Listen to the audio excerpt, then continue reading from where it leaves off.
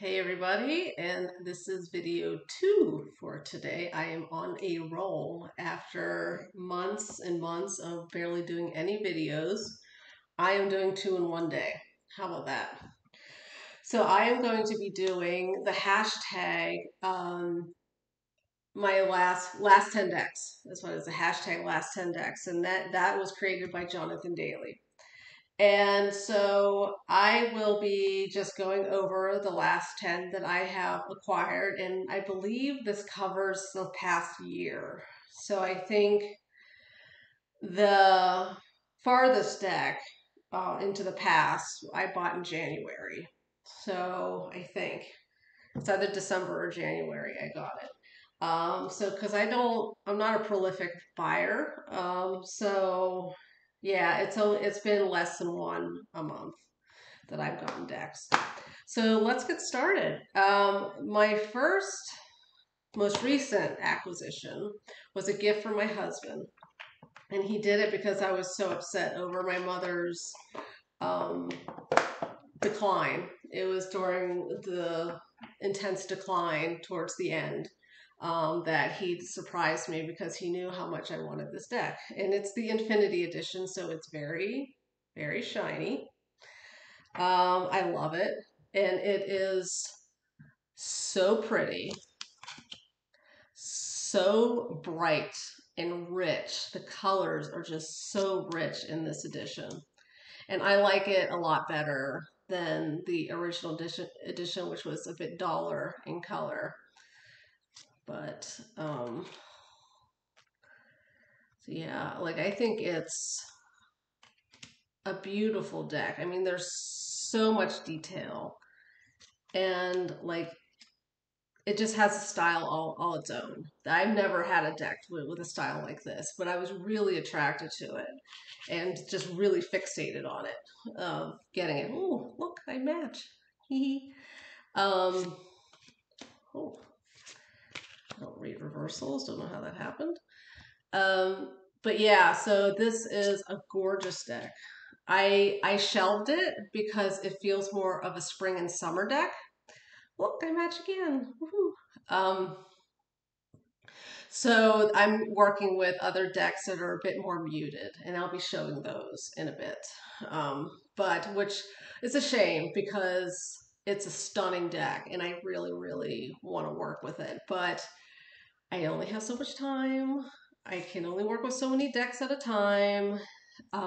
So I decided to put this aside and I'll take it back out either. I mean, I might even do it over the winter because I don't usually read seasonally with decks. This is a new thing for me, doing seasonal decks. So, it's not so much topic as it is aesthetic, tone, um, color palette, things like that. So yeah, that is Tarot of the Holy Spectrum Infinity Edition. Okay. And I will not be editing this, so what I film and what I say is what you get. Okay, so the next one, and I'll probably keep in order going back in time until maybe the next 3 decks. And after that, I'm not sure until the first deck I got in the year. So the next one is the Witch's Tarot by Burning Paper Hearts. I know there's other Witch's Tarot that are out there, but this is completely different. And I've seen some walkthroughs of this, but I don't see it as much as I would think, just because it's such a beautiful deck. It is erotic art or erotic photography, and it is mostly women, except the photographer is in 2 cards. He is in the Fool and the Druid. So there's several extra cards in the deck. So maybe we'll come across them. But oh, nudity alert. So if you have like an issue with boobage, like turn this off, because I'm not going to be censoring it. So yeah, so there's Ace of Wands. And I did struggle a little bit with this deck when I first got it because it's not a direct clone of Rider-Waite-Smith. Like there's imagery in it, and I'm like, how does that have to do with the original Rider-Waite meaning? And sometimes it's a stretch. You can see where the photographer was going with the symbolism in the card and whatever is in the card, whatever the woman's doing or wearing and whatnot, or where she is. But sometimes I have no clue. But what you do is integrate your traditional meanings with what you like the intuitive hits you get from the imagery. And so that's how I've been reading it. See, look at that. Isn't that gorgeous?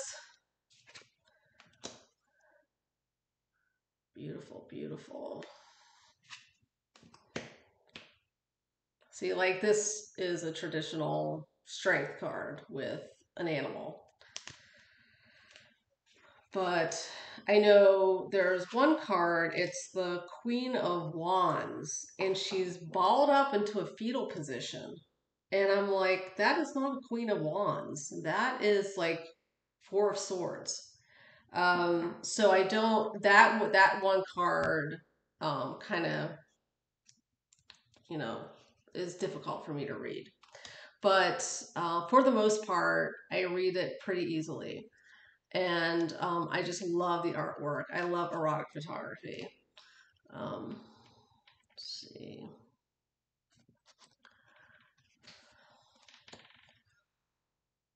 Oh.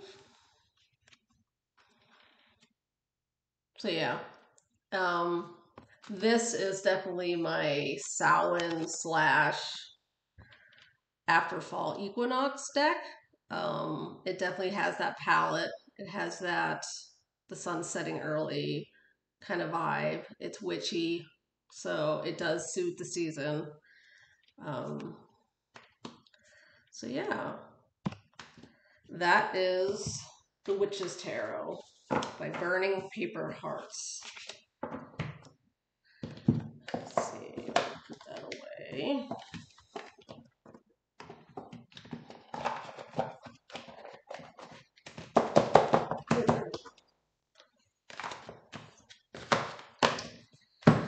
Okay, so the next one, going back in time, is the Stunning Tarot, edition 4.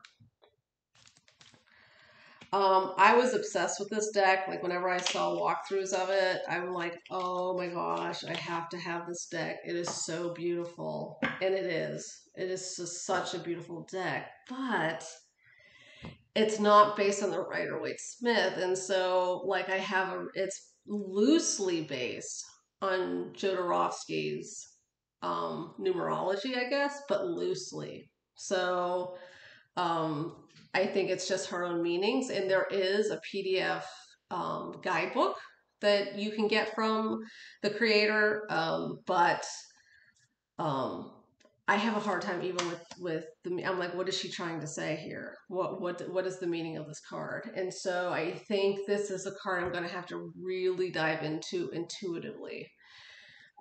Which is going to be difficult for me. I'm not the best at reading things whole cloth from intuition. So I'm looking forward to it, but I'm not doing it right now. I am reading other decks right now, but it's a gorgeous deck.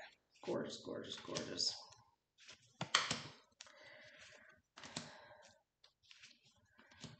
There is a spelling error on the High Priestess card, which is unfortunate. I wrote to her and told her about the error. I don't know if other people have told her. I assumed someone would have told her.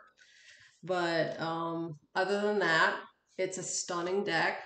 Let's see. Yeah, High Priestess. The E is missing. So what's interesting is that, okay, what is this? the Queen of Cups, but she's carrying a giant sword. So that's a challenge for me. And then the sword suit has mermaids in it. So a watery being is in the sword suit, which is an air sign, air suit.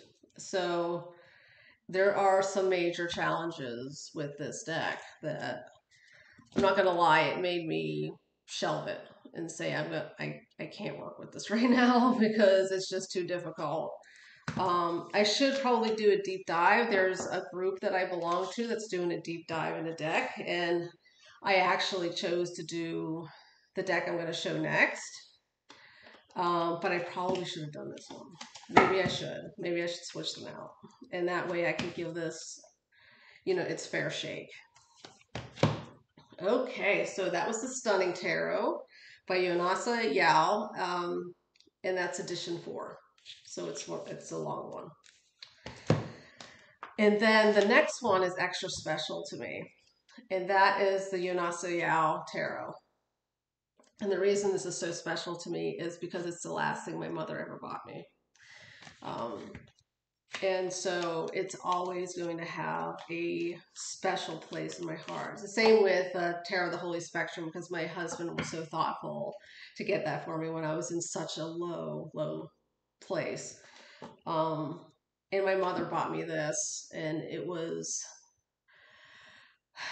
I guess, maybe a month or two before like the delirium started to kick in, and the decline started to happen. So it's a gorgeous deck. It's relatively easy for me to read with. Like, some people have difficulty reading with it because of all the flowers and the faces, like the women and stuff like that. Because some of the cards can look pretty similar. But I don't have a problem reading this deck for some reason. But I love the muted palette. I love the colors. I think the artwork is absolutely stunning. Gorgeous, gorgeous. One of the complaints I've heard, I think I've heard about this deck, is like the body beautiful complaint, that all the women are thin and beautiful and white. But I mean, you have to think of the cultural context of where she's coming from, and that is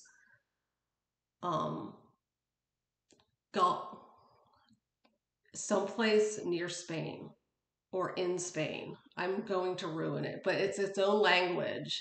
Not Gallic, but something like that. Oh God, I'm embarrassing myself. Sorry. But it's a different language. It's a different culture that's predominantly white.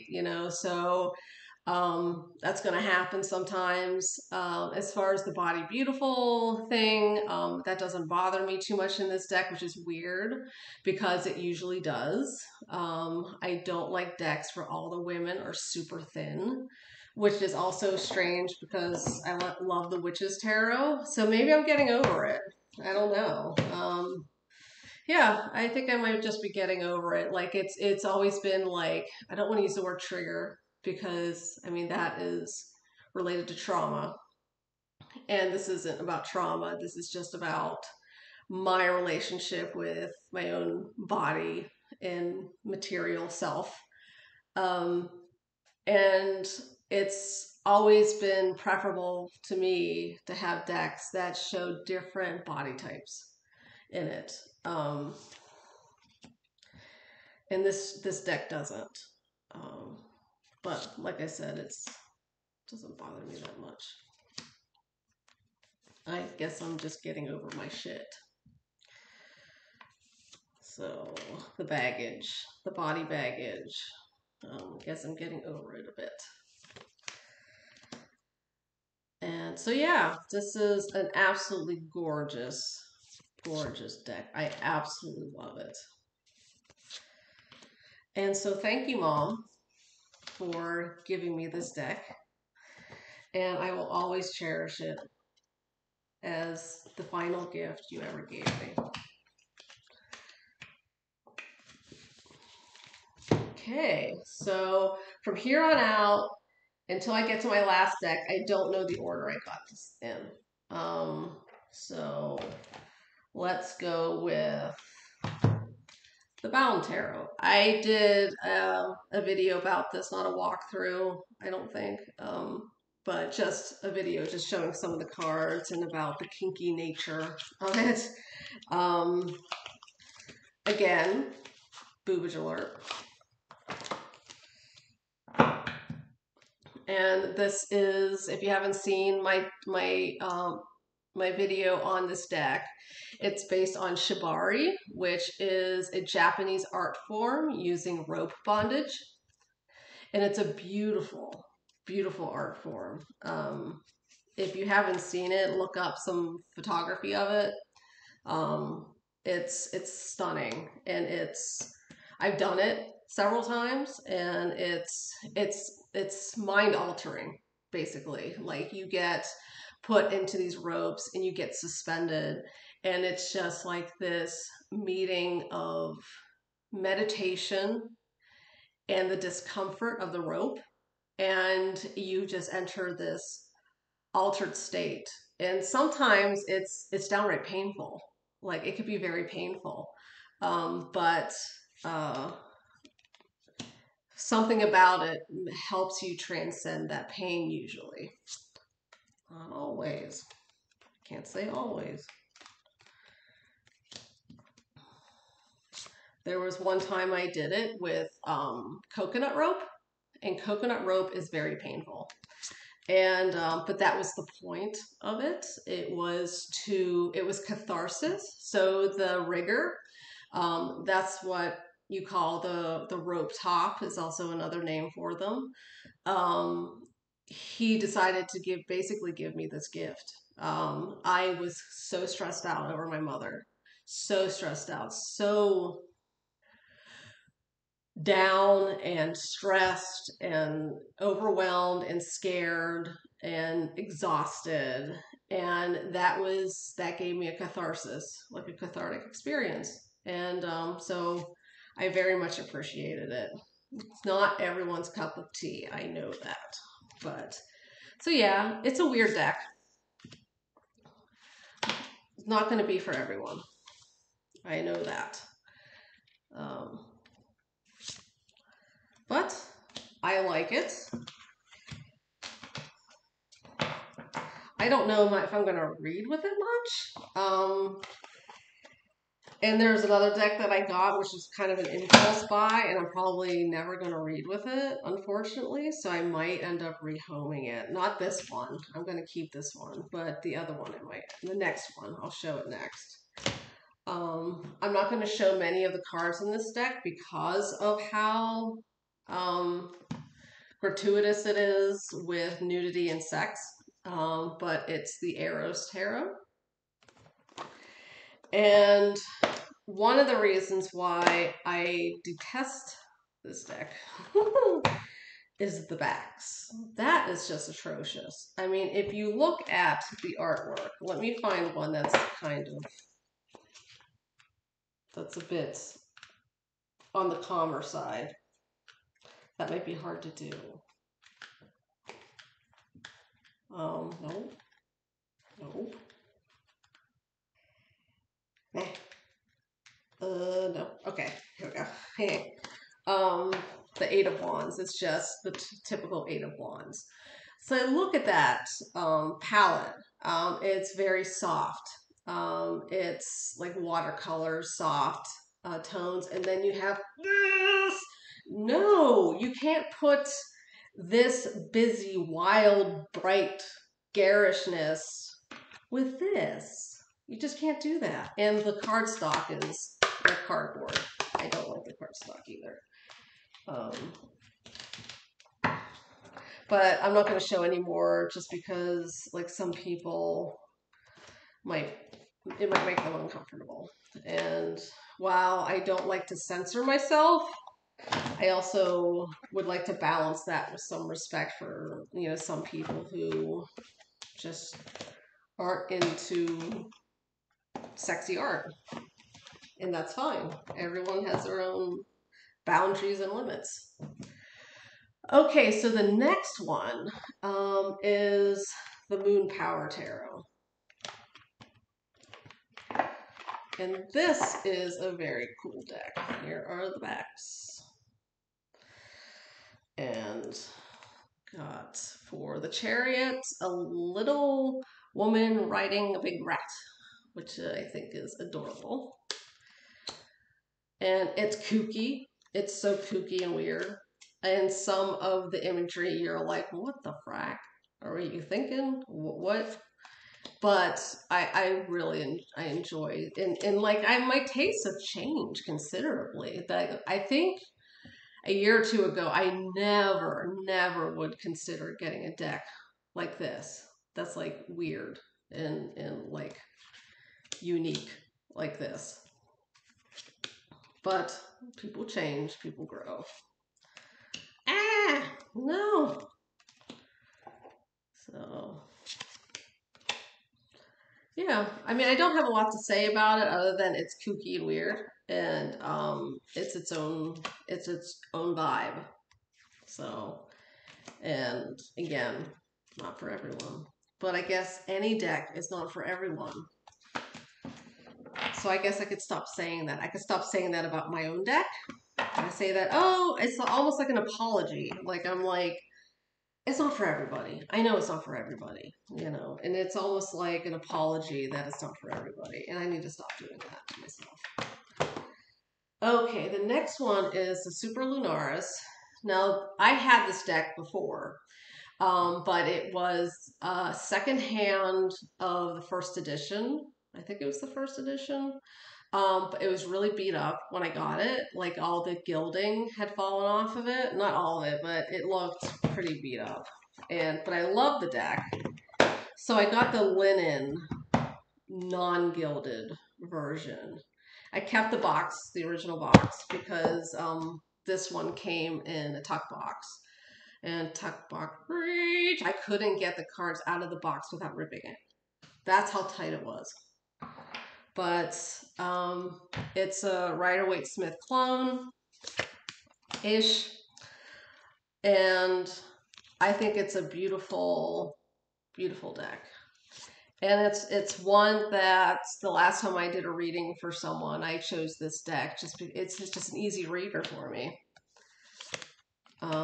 Just because it's so similar to the original Rider-Waite-Smith and its imagery and symbolism. So, yeah, I think like I know some people for some reason are repelled by this deck. I don't understand that. Like some people are like, no, do not like it, and I don't understand that visceral response to it because I think even if you aren't into collage and you're not into real people, you got to appreciate the effort that went into it and the beauty of it, even if it's not your thing. See, look at that. Look at that Hierophant. And that makes me think of India and Nepal. Yeah. There was a Swami that there was a few Swamis that looked exactly like this man. And I believe it was in Nepal, outside of Kathmandu. So yeah, there's the Super Lunaris.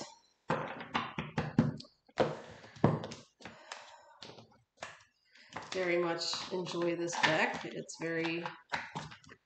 It's one that I'll easily grab if I need to read for other people, and I want one that has diverse people in it. And then the next one is Morgan Greer in the Tin. And I got this because I was actually going away on a work conference. And so I just wanted something that was easy to carry around and that wouldn't get damaged. So I wanted something in a tin. And I actually, I wish I would have gone with the Aquarian in a tin. I like this deck. I do. It's an easy reader. It's very well done. It's very retro, but The Aquarian tarot is more from my generation of childhood. So I was born in 77. So, and it has more of a 70s feel to it, whereas I think this has more of a 60s feel to it, maybe. So it's like, I like it. I'll read with it. But I don't know if I'll read with it often. I think this is a travel deck. So if I'm going someplace and I'm afraid to damage my cards, I'll grab this. But again, I should have gotten the Aquarian Tarot. That's more my speed. Okay, I have done 9 decks, and I am down to the last one, which is the deck I got in January, and that's the Abyssal Tarot. And this is underwater photography, also erotic photography, also has boobage. So there's a theme here, I think. So I think it's absolutely beautiful, but it is difficult for me to read with it. It is. I need to spend some time with this, and I haven't. I haven't spent time with it. Not since like the first month that I got it. Like I would read with it the first month, but it was a challenge, and I even read for someone else with it. And he said it was a great reading. I felt like I really struggled with it. But he was like, "Oh no, it was wonderful. I got so much insight from it, and he thought I predicted things that I don't remember predicting, and so, but it was meaningful to him, and that's what's important." But so yeah, it's stunning, stunning photography, stunning, stunning, stunning. So, like, look at that. That's something you would see in the Louvre.